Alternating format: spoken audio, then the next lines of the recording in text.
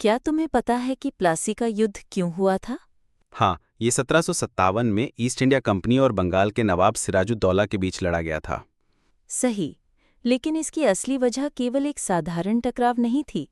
अंग्रेज बंगाल में सिर्फ व्यापारी बनकर नहीं रहना चाहते थे, बल्कि वे राजनीतिक रूप से भी अपना प्रभुत्व स्थापित करना चाहते थे। सिराजुद्दौला का सख्त रवैया उनके लिए सबसे बड़ी बाधा था। और मुझे लगता है कि उन्होंने नवाब के विरोधियों को भी समर्थन देना शुरू कर दिया था। बिल्कुल। जगतमल, उमीचंद और मीर जाफर जैसे दरबारी अंग्रेजों के गुप्त सहयोगी थे। साथ ही अंग्रेजों ने कलकत्ता के फोर्ट विलियम की किलेबंदी की, जबकि नवाब ने इसकी अनुमति नहीं दी थी।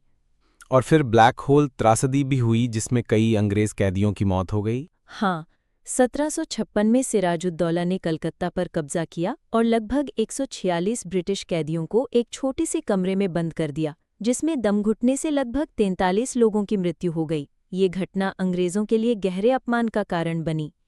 और इसके बाद रॉबर्ट क्लाइव मद्रास से सेना लेकर आया। हाँ, लेकिन सीधे युद्ध में सिराजुद्दौला की लगभग 50,000 की सेना से भिड़ना जोखिमपूर्ण था। इसलिए क्लाइव ने रणनीतिक चाल चली। मीर जाफर के साथ गुप्त संधि, जिसमें उसे नवाब बनाने का वादा किया गया। उमीचंद को भी लालच दिया गया, लेकिन बाद में उसे धोखा दे दिया गया।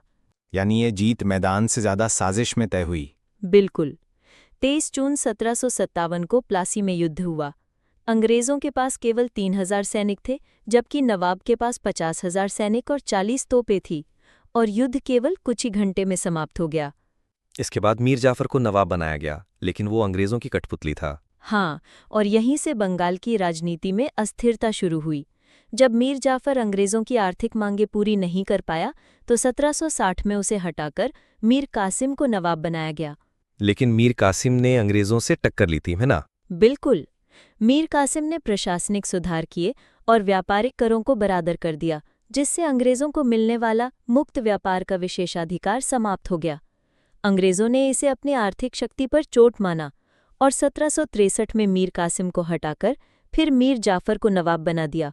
और फिर मीर कासिम ने पलटवार किया होगा। हाँ, उसने अवध के नवाब शुजाउद्दौला और मुगल सम्राट शाह आलम द्वितीय के साथ गठबंधन कर अंग्रेजों को चुनौती दी। इससे 1764 में बक्सर का युद्ध हुआ। प्लासी से बक्सर का संबंध। तो बक्सर का युद्ध प्लासी का अगला चरण था। बिल्कुल। प्लासी ने अंग्रेजों को राजनीतिक हस्तक्षेप का अवसर दिया और बक्सर ने उन्हें प्रशासनिक व राजस्व नियंत्रण का अधिकार दिलाया। 1764 में बक्सर में हेक्टर मुंडो के नेतृत्व में अंग्रेजी सेना ने संयुक्त मुगल अवध मीर कासिम की सेना को हरा दिया। और इस जीत के बाद क्या हुआ? 1765 में इलाहाबाद संधि के तहत मुगल सम्राट ने ईस्ट इंडिया कंपनी को बंगाल, बिहार और उड़ीसा की दीवानी यानी राजस्व और नागरिक प्रशासन का अधिकार दे दिया। इससे भारत में अंग्रेजी शासन की औपचारिक शुरुआत हो गई। ऐतिहासिक महत्व। तो कह सकते हैं कि प्लासी ने अंग्रेजों को बंगाल में पैर जमाने का मौका दिया और बक्सर ने उन्हें भारत का असली मालिक बना दिया। बिल्कुल।